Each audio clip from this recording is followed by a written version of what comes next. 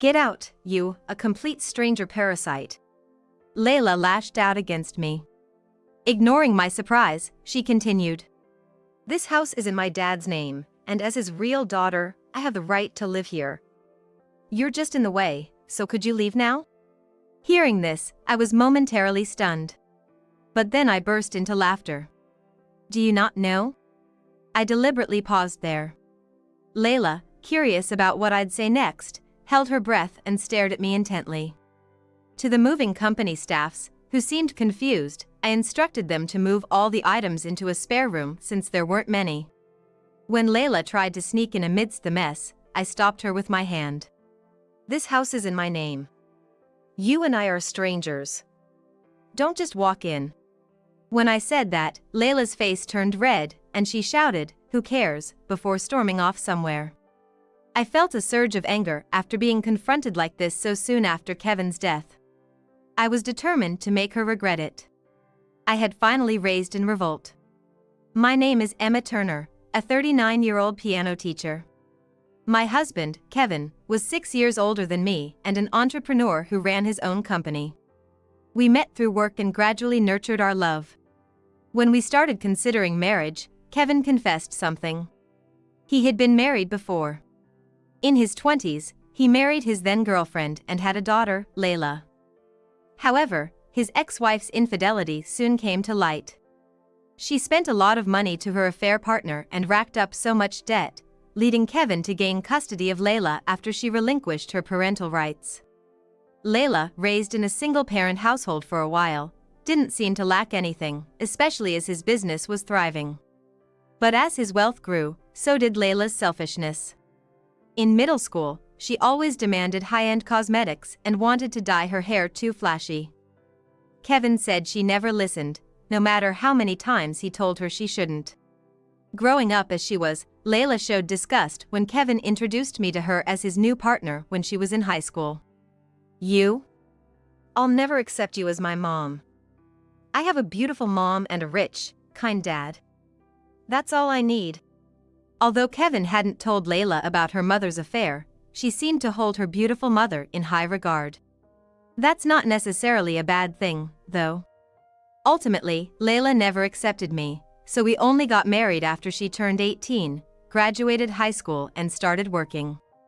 I thought she was a grown-up by then, but I never imagined things would turn out this way. Kevin and I never wanted children of our own. To Kevin, Layla was his only child. And he feared what she might do if we had a child together, saying she wouldn't handle having a half-sibling well, as she even didn't accept me as her mother. As for me, being in my late 30s and hearing stories about raising their children from my friends, I doubted my suitability for child-rearing. Especially considering Layla's open hostility, I had no confidence in dealing with a child in a rebellious phase, real or imagined. So we agreed, no children for us, just a peaceful life together as a couple.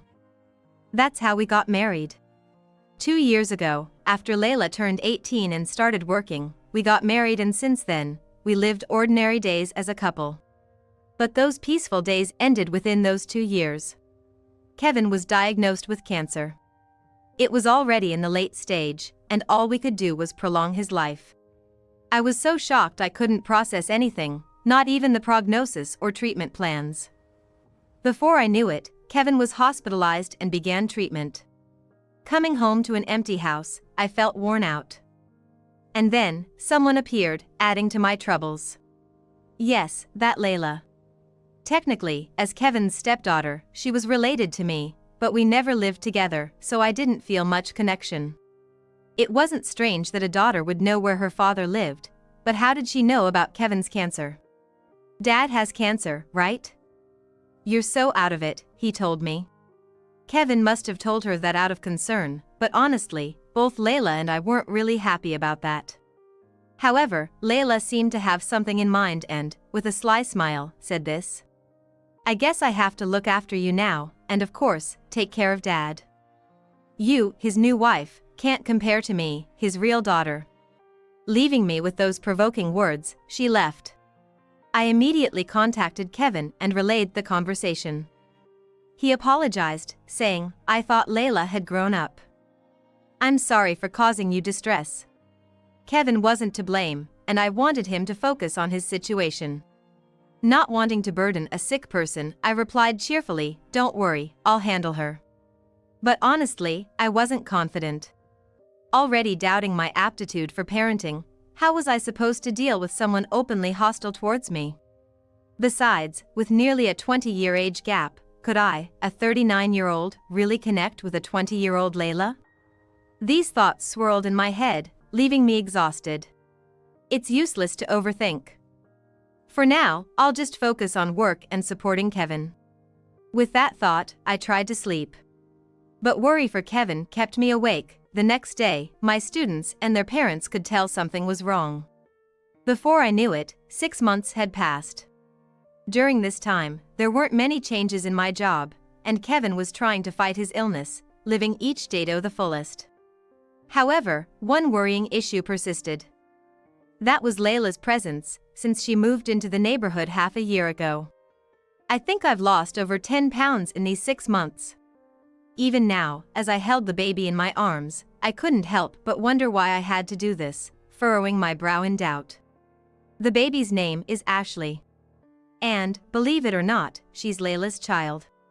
That makes me, by extension, Ashley's step-grandmother. Taking advantage of this, Layla often dumps Ashley on me. Half a year ago, Layla moved nearby, as she had declared. I initially thought she would be alone, but she arrived with Ashley, her biological daughter. After graduating high school at 18, Layla fell for a club promoter and spent most of her salary on him.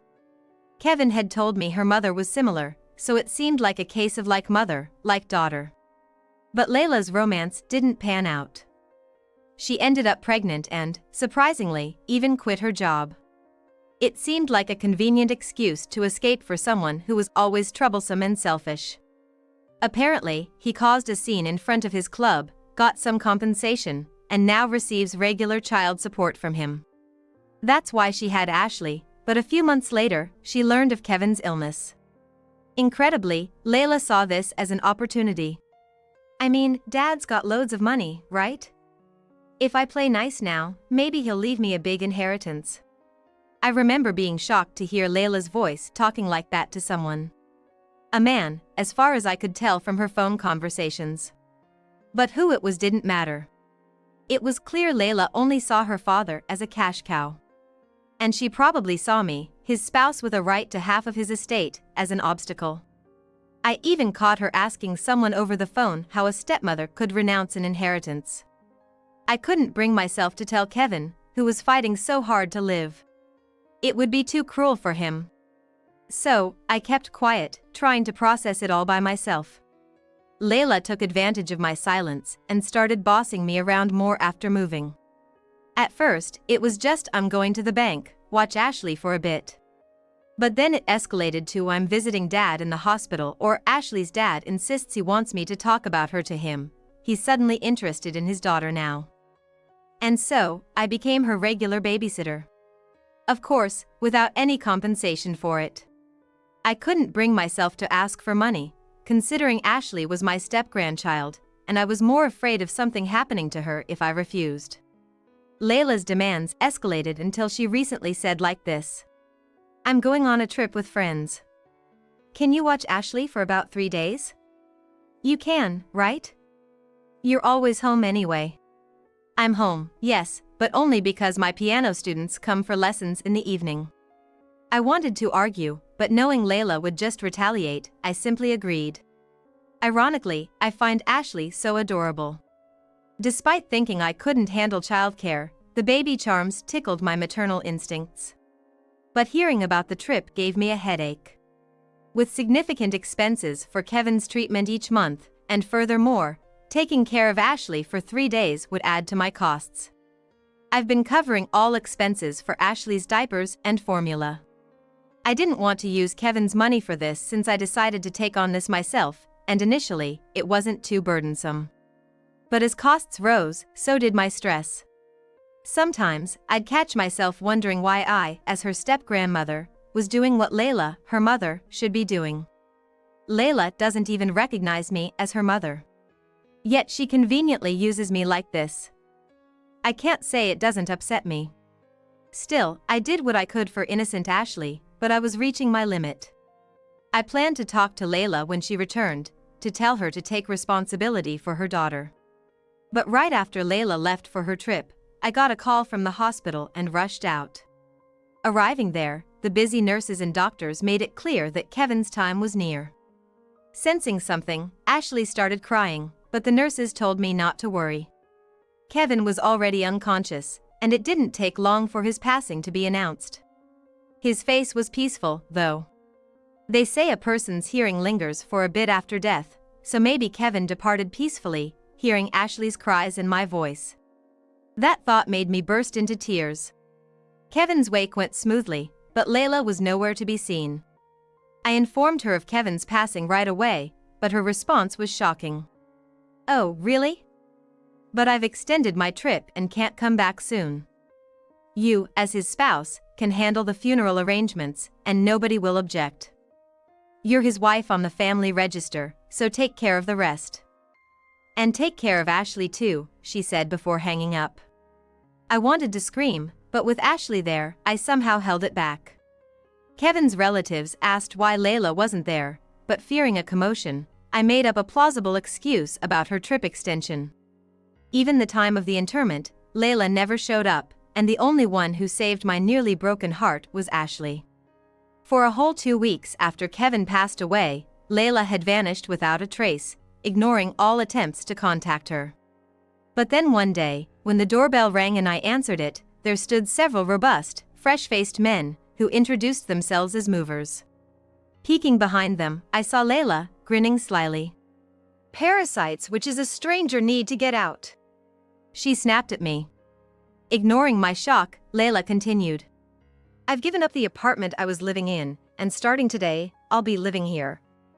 After all, this house is in Dad's name, and as his biological daughter, I have the right to live here.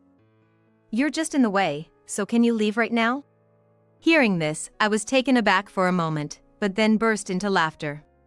"Do you not know?" I deliberately paused there. Layla, curious about what I'd say next, held her breath and stared at me intently.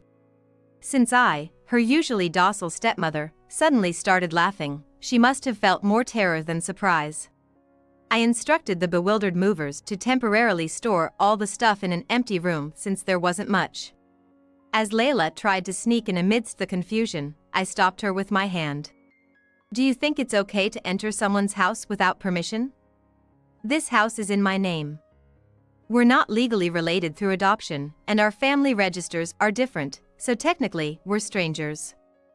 Besides, you've never acknowledged me as a mother, right?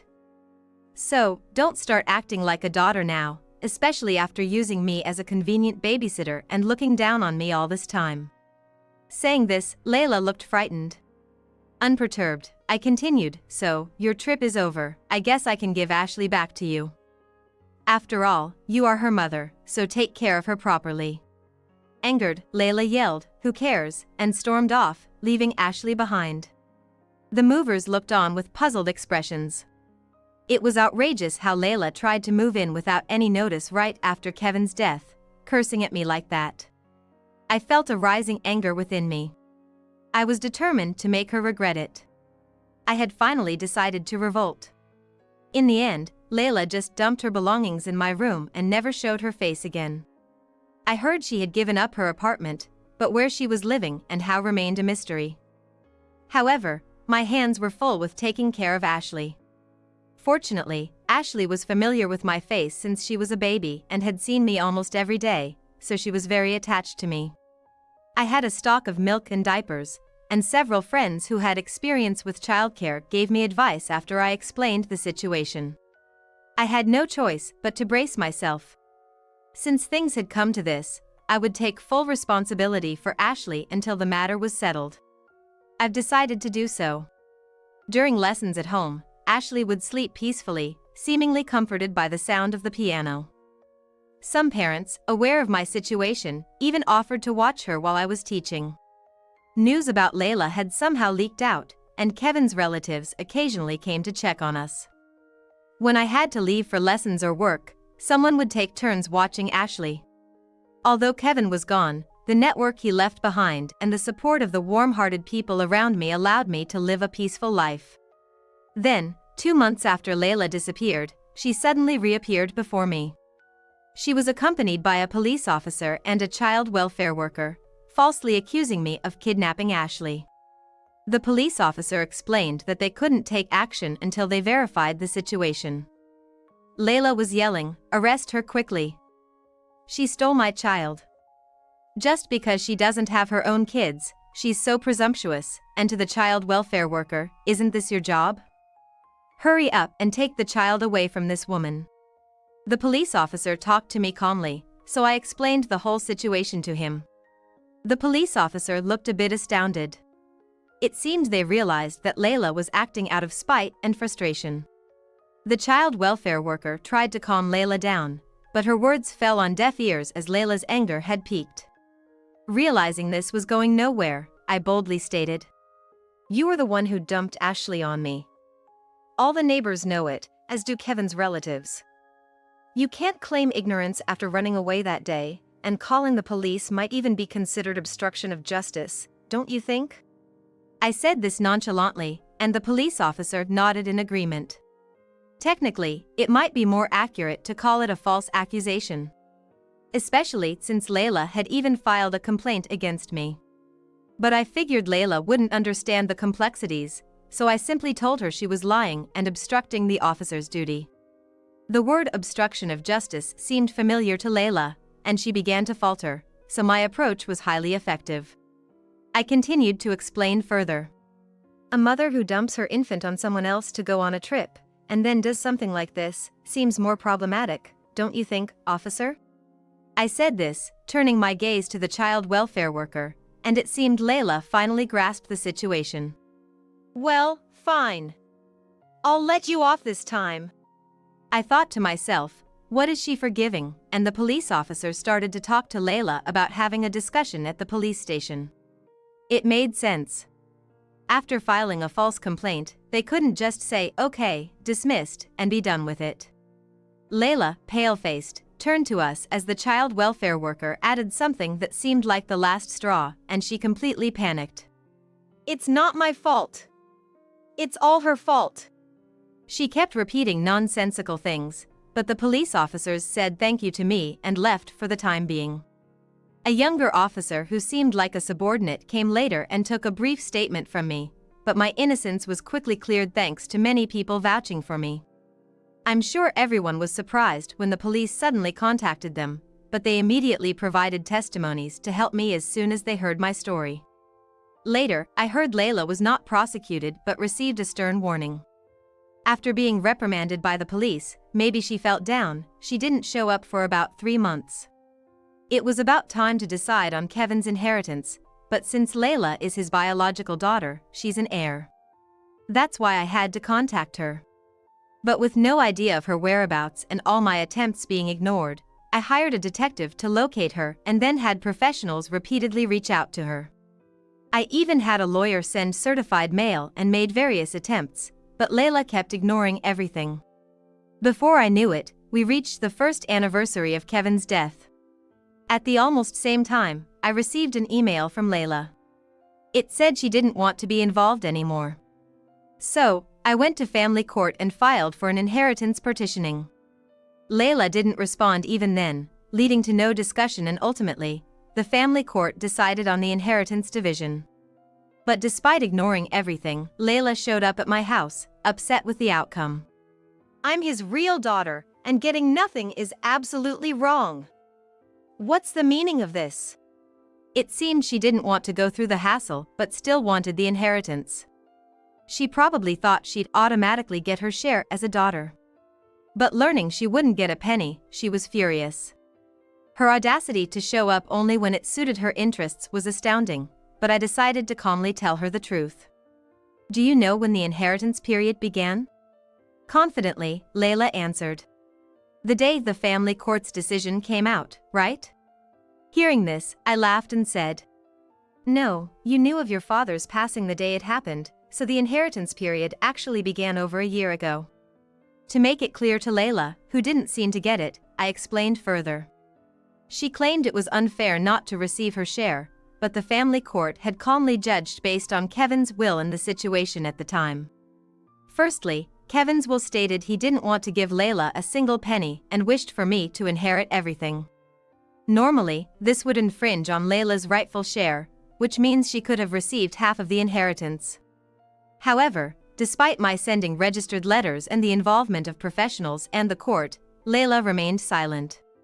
Moreover, Kevin had written in his will, "If Layla will abandon the inheritance discussions, I don't want her to have any share," which led to me inheriting everything. The fact that I was taking care of Ashley, Kevin's granddaughter, also played a role. Upon hearing this, Layla retorted, "I took care of Dad when he was in the hospital. You just took Ashley from me and stayed home. I contributed to Dad, this isn't right." But I stood my ground. "Still lying after all this? You were out having fun, weren't you? When I took care of Ashley, I checked with the hospital, and as expected, you hadn't been there. I was the one who brought Ashley for clothes changes and stuff. Visitors have to write their names when entering the ward, you know? The evidence is all there." The photographs of the hospital's visitor log with dates and times were useful. This was one of the reasons the court ruled in my favor for the full inheritance. Layla, grinding her teeth in frustration, still tried to fight back. "Fine. Then I'll sue for infringing on my share." But over a year had passed since the inheritance period began, so that right was time-barred. When I told her this, Layla, unable to comprehend further, exclaimed, "That can't be true. No way, that's cheating.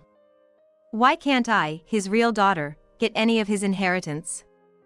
She began to panic and fluster. Eventually, she dejectedly tried to leave, so I asked, "What about Ashley?" "I don't have time for that now. I'm barely managing my own life, how can I take care of a child?" she said irresponsibly and fled. I couldn't help but find the situation absurd, and a few days later, Layla made her last stand. "I want Ashley back, she's my child." It was a sudden change of heart from her previous refusal. Indeed, Layla is Ashley's biological mother, and to me, Ashley is my step-granddaughter. Layla looked triumphant, but I calmly responded, "Since that trip, you haven't once taken Ashley or cared for her. Don't you have anything to say about that?" Layla replied, "Just you wanted to take care of her, right?" I then asked her, "Have you been receiving government child support for over a year while I've been taking care of your child?" Layla looked puzzled for a moment but then laughed and said, "I have the right to receive it as a mother, so it's fine." I smiled at that. Layla, surprised by my sudden change of attitude, asked, "What's that supposed to mean?" I told her, "That means you've been fraudulently receiving government child support without actually taking care of your child. If this gets out, you will be subject to punishment and be required to repay it. Considering you've already caused trouble with the police, I doubt this will just slide." Layla's face turned serious. Actually, I had recorded the entire conversation. It was automatically saved to the cloud, so even if Layla destroyed anything, there would be no problem. It could be considered destruction of property, and either way, Layla was bound to end up with the police. Finally realizing everything, Layla's face looked like she almost cried and said, "You didn't report this, did you?" She probably meant to the authorities. I confirmed that I had indeed reported it. Layla's face turned even paler, her hands trembling at her mouth. "It can't be true." "It's true. They said they'd investigate, and I told them I'd provide any evidence I had. This conversation will be submitted as data too." Layla collapsed right there, seemingly out of strength for any further retort, just mumbling complaints unheard. To Layla, I delivered the final blow. "I hired a professional to find you and send a certified letter, so I know about the boyfriend who's been supporting you. After you gave up your apartment, you probably told him some story to move in with him without his knowledge, right?" Layla looked up at me. Having a partner to help financially can lead to arrest for fraudulent receipt of child support if the person isn't actually raising the child. Layla, not wanting to raise a child alone, had moved closer when her father contacted her and dumped Ashley on me. She then found a boyfriend and gave up her apartment, intending to take over my house and live with him. But the house was already in my name due to a lifetime gift, so that plan failed, and she likely moved in with her boyfriend under false pretenses. Although it was mostly conjecture, Layla's face confirmed it all as true. Then she made one last attempt. Fine, I get it now, I need Ashley to receive child support, so give her back to me now. Besides, seeing you with Ashley, looking all happy, really annoys me. That's why I came all this way to get her back, she said, giving a childish reason for demanding Ashley's return now. Angered by her view of Ashley as just a tool for money, I responded without losing my composure. Okay, but that's after a proper discussion with Ashley's father, right? Ignoring the dumbfounded Layla, I turned towards the living room and called, Skylar, can you come here for a moment? Hearing a familiar name, Layla got cold feet and tried to flee, but her legs wouldn't move. Just then, the sound of footsteps approached. A man appeared with a cheerful Ashley carried in his arm. His name is Skylar Olson, Layla's ex-husband and Ashley's biological father. I had heard from Layla that Skylar was a club promoter with no sense of responsibility, which led her to leave him, but I doubted whether such a man would pay alimony and regularly provide child support. If he were that responsible, he probably would have changed the job for her and their baby and got married her. With these thoughts, I had a detective look into Layla's past during the inheritance case. It turned out Skylar was just an ordinary office worker with no past as a club promoter. When I boldly reached out to him using Ashley's name, he responded easily. When he met Ashley, Skylar, with tears in his eyes and said, I finally got to meet my daughter. I was so happy when you contacted me. Actually, our divorce was due to Layla's infidelity. She used her status as a mother to take Ashley away, and I've just been paying child support quietly. As he said this, Skylar's gaze towards Ashley, holding her tiny hand, was filled with the love of a father. I thought again that parents who can love and raise Ashley properly should be the ones to take care of her, so I repeatedly consulted child welfare services and the administration about this situation. Legally, Layla still had custody, but it was clear from her actions over the past year that she was not raising Ashley properly. Pushing her child onto a hostile person only when convenient, without any formal adoption, is this really how a mother should act? As I kept making my case, the government workers began to feel sorry for Skylar and Ashley. I hadn't just been working on the inheritance case this past year. I had been thinking about getting Ashley back to where she should belong as soon as possible. I paid extra to the lawyer handling the inheritance to get advice on helping Skylar regain custody, all done quietly behind the scenes. Everything was ready. Skylar, now 26 and being talked about as the next section chief, had no financial issues. There were many people willing to vouch for Skylar's character and his faithful payment of both child support and living expenses for Layla, despite her awful treatment. It was clear who had the advantage in any custody battle. Layla, who neglected Ashley and saw her as a hindrance to her romantic relationships, left her with a stepmother she disliked. Despite enduring Layla's mistreatment, Skylar showed sincere concern and often visited to check on Ashley after learning about the situation. I knew about Layla's problems, including her fraudulent receipt of government child support and her problematic boyfriends. Your current boyfriend is the real club promoter, right? The one you talked to on the phone before. But there's another boyfriend, right? The one who has been supporting your life financially. You've contributed too much to the club promoters and are now drowning in debt. The other guy figured out your double life and left, and the promoter boyfriend is about to ditch you because he can't get more money out of you. Compared to you, Skylar is far more respectable and a loving father. My words were the final blow, and Layla cried loudly, rubbing her forehead on the ground in apology. No one forgave her. She had treated her child as a tool for money and used both me, her stepmother, and Skylar, her ex-husband, for her club visits. Finally, her karma caught up with her. After a while, with the help of my lawyer and others, the court ruled that Skylar would have custody of Ashley. Some of my acquaintances, students' parents, and Kevin's relatives asked if it was really okay. They probably thought it was too easy to give her back to him only because he was her biological father, after all my hardships over the year. Indeed, I did struggle with the decision, but I didn't want to keep Ashley away from a father who loved her. Before talking about Layla's current situation, let me explain what happened. First, Layla was arrested for child support fraud. The fact that she wasn't actually raising her child, the existence of her boyfriend, and another man who was supporting her life played a significant role, leading to her arrest for fraud. She received a probation without actual sentence, but soon after, the custody battle erupted, and she screamed in despair. Unable to run away and with various evidence and testimonies against her, the court ruled it was fair to transfer custody to Skylar. Layla lost everything. Ashley, her boyfriend, her another boyfriend who supported her life, and even her savings, her reputation, and everything. She was working as a temporary worker, but due to poor work performance, she was laid off at the worst time. She ended up losing her job and became so destitute that she was practically living on the streets. With no address, she couldn't get a decent job, and her lack of work history and qualifications led to continuous rejections even for live-in jobs. This was a clear case of reaping what she sowed.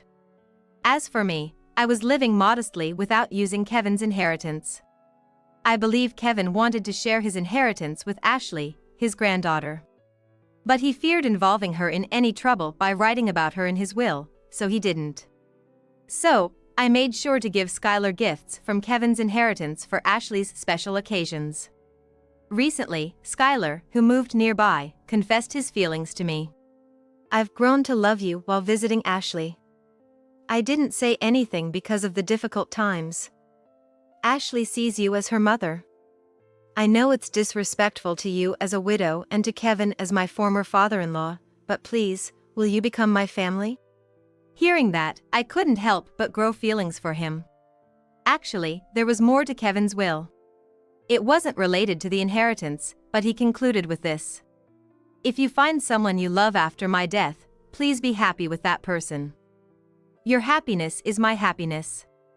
Kevin, usually a man of few words, must have put his feelings into those words as best as he could. I'm thinking about what's best for Kevin, Skylar, and Ashley. I would never have thought at the time that a few years later I would also be present at Ashley's first day at elementary school.